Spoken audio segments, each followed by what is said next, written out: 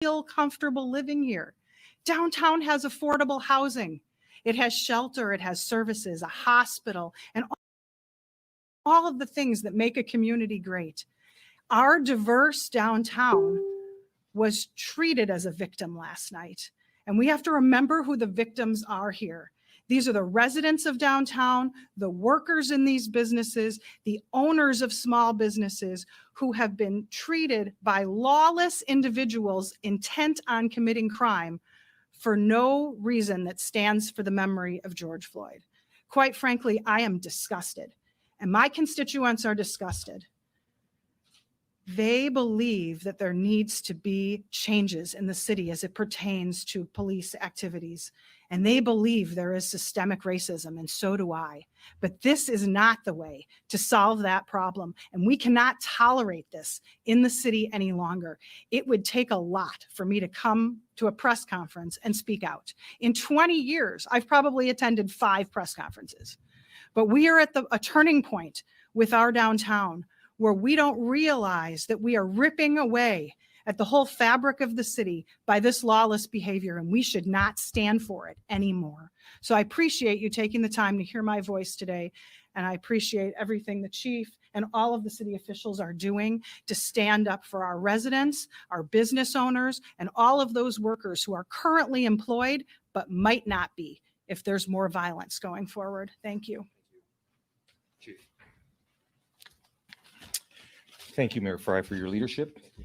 Councilmember Goodman, thank you so very much. And to our other city enterprise department leaders, thank you so very much. Last night, we experienced compounded trauma in our city. It did not only impact the downtown, which was the key center point of it, but it also, in the early hours, spilled into our 5th precinct in Southwest Minneapolis. As I have said, along with the mayor, we are no longer going to tolerate lawlessness. We can no longer, as Councilmember Goodman said, we can no longer have productive, real, genuine, and authentic conversations and actions about race relations, about race and policing, which I absolutely will continue to have and speak out on. We can't have that when we have individuals who will try to hijack the narrative. And it's shameful that anyone would ever try to equate the actions last night with Mr. George Floyd, because it is not. These individuals were not peacefully protesting or assembling. They were looting, they were creating vandalism, they were burglarizing, trying to set buildings ablaze. I will not tolerate that. I want to thank all of our men and women of the Minneapolis Police Department who, again, through their service, delivering that service through a pandemic, an increase in violent crime. They've been doing an exceptional job, so I want to thank them. I also need to thank the local, state, and federal law enforcement partners that we had last night. Credit to Commissioner Harrington for his assets that he provided for us, Chief Axel of the St. Paul Police Department, Hennepin County Sheriff Hutchinson, Chief Clark from the U of M PD. Also, I want to thank Colonel Menke from the Minnesota National Guard for their assistance. I know I'm probably forgetting a few others, but we will continue to have a robust presence in our city, not just downtown, but in our entire city this evening, along with the Mayor Fry's curfew order. But I want to stress again, we cannot tolerate this any longer. I have said that if we're silent, we can be complicit. And that means where there are egregious conduct within the police department, I have to call that out. But our communities also have to call out when individuals are causing harm. We can no longer remain silent. So that has to occur. I just want to give a briefing. These numbers are not up to date, but there were approximately 50 arrests last night. They range from probable cause or felony riot, probable cause felony burglary, obstruction charges. Of those arrests, there was at least a 29% were residents of St. Paul, another 25% were residents of Minneapolis. We had a couple that were from out of state, and another 43% were from other Minnesota cities. As noted, we had businesses that were damaged. And so we do have shifts that are working closely with our city's regulatory services to make sure that board up occurs. We will continue to have looting details. National Guard soldiers are in place now. We will have a presence again around the entire city. I will continue to be in constant communication with Mayor Fry to give him updates. Sadly, 2 of my officers were injured last night. One could have been very seriously, significantly injured had it not been for the protective helmet that he was wearing. We can't have that. And so I wish them both speedy recoveries. I also want to thank again the great work of our fire department, Chief Friedel, under his leadership, Assistant Chief Tyner, and of course the regulatory services folks. But you will see a presence out there. But we have to turn the tide here in our city. And I'm determined that we do that. We have to restore peace and order. And I'm hopeful and optimistic that we will do that. I also just want to acknowledge the thanks to our community stakeholders and groups that were out there last night trying to be violence interrupters, who did their best to try to quell the situation out there and direct people out of downtown. So with that, Mayor, thank you. Chief Friedel. Good morning. I too would like to, first of all, start by thanking Mayor Fry, Member Goodman, for your leadership, and other department heads who were here, and certainly Chief Arredondo for their support that the law enforcement community, his officers, the other law enforcement communities that were in here assisting you and us last night to be able to effectively respond. I really appreciate the support. Last night we had a total of 4 fires. One was in the pub downtown on 11th Street, and then on Nicollet Avenue, I should say. And then we had another fire shortly after that in the Discount Tire area on Emerson and Lake Street. We had another fire later on that evening. Our 3rd fire was in the Walgreens located on 43rd and Nicollet. And then early this morning, we had our 4th fire at the China Walk. Still unsure if that was related to the civil unrest or not that we had last night. I will say that we have been, last night we were fully supported, which I truly appreciate. We were able to effectively respond in to all those reported fires that we had. Our crews did an excellent job of knocking down those fires that we had last night, trying to protect and as much of the structure we had. Most of the fires we had last night were all contained into the room or building of origin. All those buildings are still standing today. They suffered some damage from the looting and the forcing of entry into the structures, but they are standing today, which we are very proud of. I'm very proud of my firefighters, the effort they put in again last night, much like the effort they put in back in May. I'm very proud of them. I'm proud of all the work they do. And that's really all I have to say right now. Tonight, we are going to prepare, working very closely with our law enforcement partners, especially Chief Arredondo, his staff. And we will staff up again, and we'll prepare for what may happen tonight. We are going to work very closely with all of our response partners to make sure that we can effectively respond if needed to. So, thank you.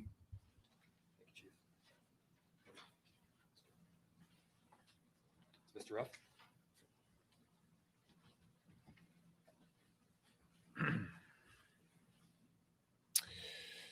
Good morning. My name is Mark Ruff, M-A-R-K-R-U-F-F. I am the city coordinator for the city. Want to bring a few words about the effort from the rest of the enterprise. Also here this morning is, when I saw the rest of the enterprise, the rest of the city staff and department heads. Also with me is Robin Hutchinson, the Director of Public Works. We are undertaking an assessment of the damage. It's a multi-department effort, including our assessor's office, community planning, economic development, and regulatory services involved as well.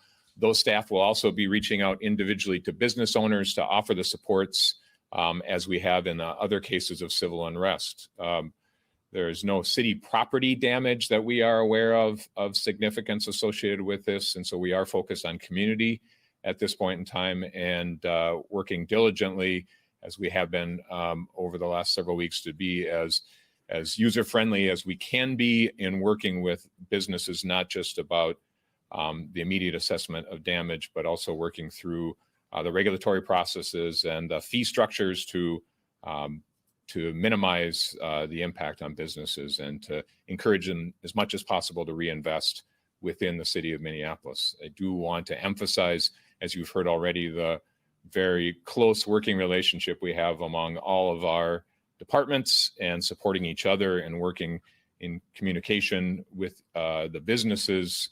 As you are aware, that can range everything from trying to reduce property taxes for those businesses that were damaged more than 50%, to bringing loan funds and the other Minneapolis Forward and Community Now efforts that are spearheaded by the mayor and our elected officials. Thank you. We'll open it up to any questions. Yes, sir. Mayor, do you think the release of the video last night had the effect you thought it would? There obviously still was a lot of looting and so forth. Do you feel like it was less because of that, or were you surprised by the amount of destruction that happened even after releasing that video? So the question was regarding the release of the video. And first, let me state that I fully understand the pain that can move forth from watching a video, especially from family members and those that were close to the individual. The video itself was extremely disturbing. And we also felt strongly that in that moment, it was important to both be transparent as well as to quell some of the widespread rumor that we were seeing. In an officer-involved shooting incident, in a critical incident of that form, there are exceptions under state law that allow for the release of video footage to quell widespread unrest and or rumor. And had it been that circumstance, this would have fallen within that exception. I do feel strongly that this was the right decision to move forward with a release of video and simultaneously understand the pain that it causes. There's a lot of distrust right now in community, and we recognize that. And so it can't simply be my word or the chief's word or our PIO's word. We need to be honest. So do you think it had the effect that you thought it would or not? You never know exactly what to expect under these situations, but certainly if there was a presumption that this was in fact an officer-involved shooting, then the damage could have been far worse. Mayor, this was a very swift response by the city and the state compared to the riots we saw 2 months ago. Can you talk about the differences here, and if the chief can comment as well on the timeline? The question was any differences between both the response as well as the circumstances between 3 months ago and then last night. First off, it's apples to oranges in so many respects. The numbers that we saw last night were not even remotely close to the numbers that we saw 3 months ago, not even in the same league. Many, many, many times the size of what we saw last night was 3 months ago. And yes, we've been in constant communication, not just internally with our Minneapolis Police Department, but also the state. And we're very appreciative of the resources that we received last night. And very appreciative of the resources that we anticipate receiving throughout the day and going into tonight as well. Chief, any sense of the folks who were arrested last night? Do you have a sense of how many people were downtown as a part of some other event? I understand there were other organized demonstrations earlier in parts of the city. Or were these people who just were maybe came downtown after they saw the unrest and to take the opportunity to commit some of these crimes? Can you help us understand who some of these people are? Yeah, the information that I've received from our leadership over at the first precinct, it has been a mixture.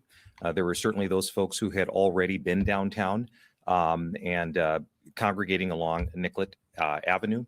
But we had also heard reports that others, once the disinformation came out through social media, decided to come into downtown Minneapolis. And so one of the tactical strategies we did were to work with our State Patrol Colonel Langer to shut off access to make sure that when we were trying to make the move to clear out downtown, that we were not allowing more people to come down to, there was information out there about come down to loot and all of that. And so we wanted to really prevent that from happening. So preliminarily, that was a mixture of two different types of crowds that were down there. Some that had already been there and some that were coming down to partake in the unlawfulness. So. Chief, on that traffic front, there seemed like, I wasn't in it, so forgive me, but just watching some of it, did seem there was still a fair amount of vehicular traffic that might have made it difficult to kind of push people away. In hindsight, could there have been a better way to shut down some of those streets into the Nicollet Mall specific area? Yeah, we were certainly learning. One of the things that was a little bit different from the civil unrest that we experienced back in May was it was a larger area.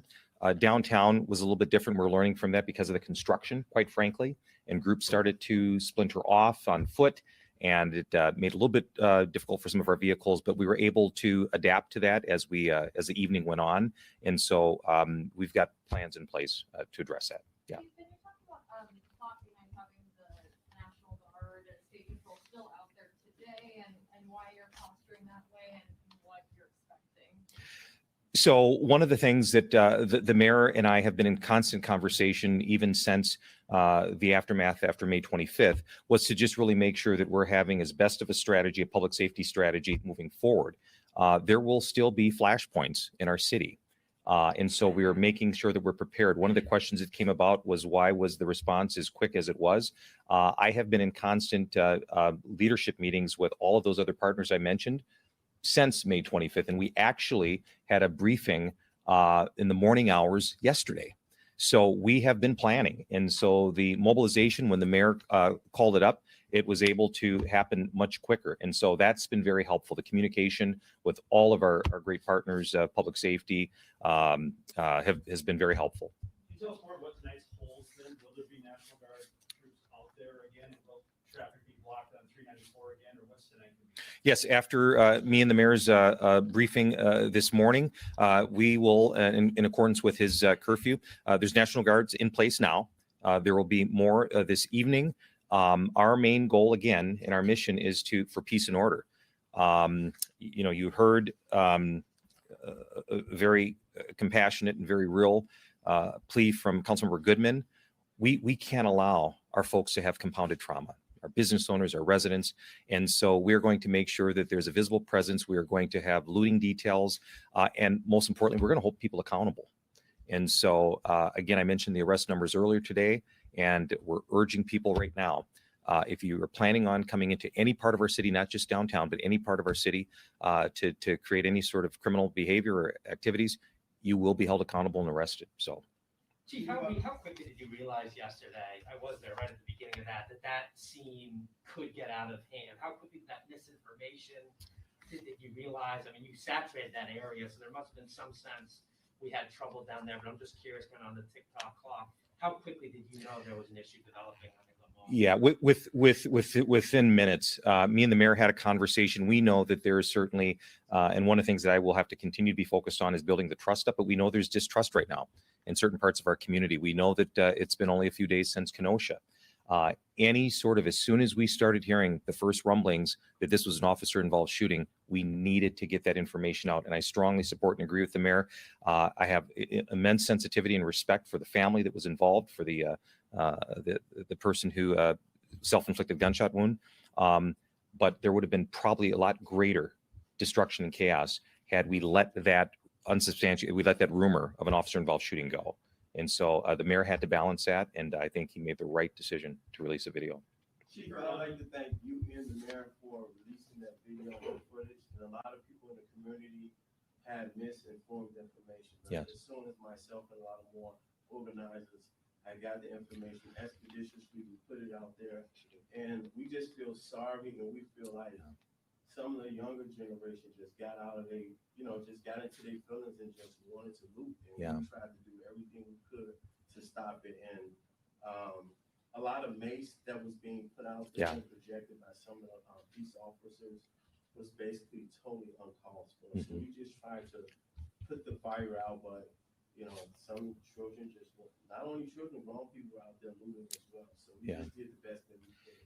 And I want to also say this again, too, that during the mayor's conversation with me, we weighed those conversations about the importance of putting that video out and the impact it would have. So within 90 minutes, getting that video out there, we thought it was important. We also were making collectively calls out to our community leaders to explain the situation. And thank you for your help in I know we had people down there talking to those young people and explaining, we have the video. We wish it would have prevented some of that, but moving forward and in terms of the decisions I had to make about gas, I will always be reviewing that. But one thing for sure that will prevent me from ever having to make the call to use gas: don't commit criminal activity down there. Go home. We were urging folks to go home, and so we'll continue to do that. But I want to thank you for your leadership out there. Were either of the officers that were injured, were they hospitalized?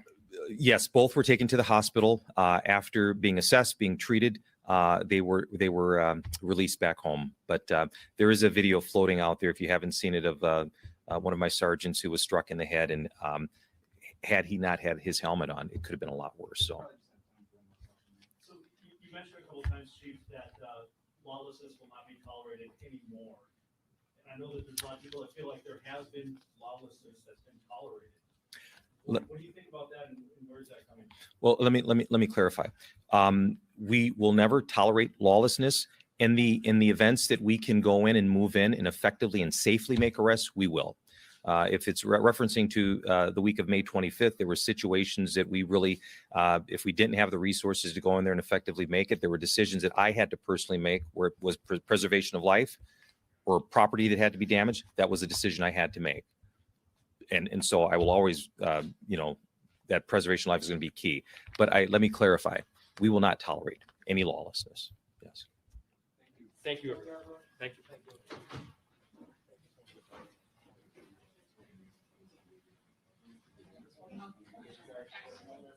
Well, my thought was, I thought, our students were already downtown. Our guys coming to the women's store, but they don't need to jump on the city hall reaction.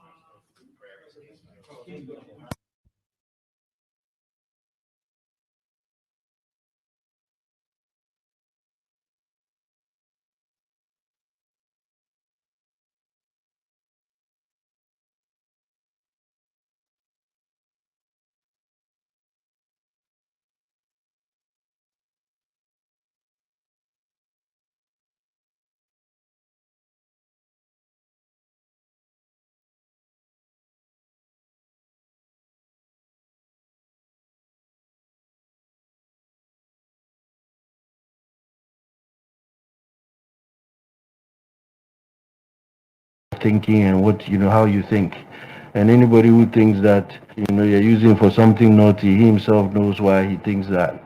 We used it because it was the most tax efficient avenue to use.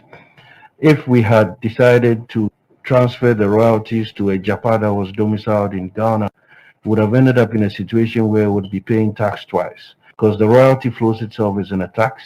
It would have come to a Japa as a company incorporated in Ghana as a revenue stream. It would then be come out as an income, profit after tax. So that profit will be taxed before then you get your net income will then come out. And that will be a 25% tax. Same thing you had incorporated in the UK itself. We would have moved, let's say, $100 in royalties from here to the UK entity. It would have gone in there as revenue. It would have then paid out the